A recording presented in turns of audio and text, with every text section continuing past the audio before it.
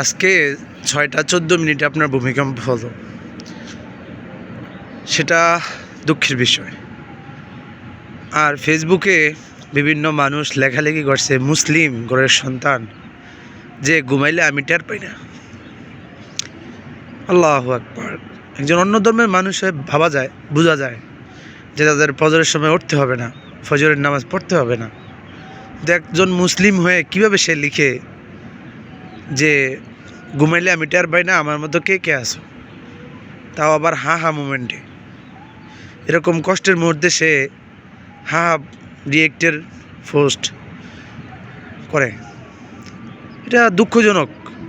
মুসলিম হিসাবে এটা আপনার জন্য লজ্জাজনক যে আপনি এত বড় একটা ভূমিকম্প হলো বলতে পারেন না, তাও আবার ঘুমের মধ্যে ছিলেন, সেটা আবার প্রকাশ করতেছেন যে আমি ঘুমিয়েছিলাম, নাফরমানির মতো নামাজ পড়ি নেই, আমি কইতারি না।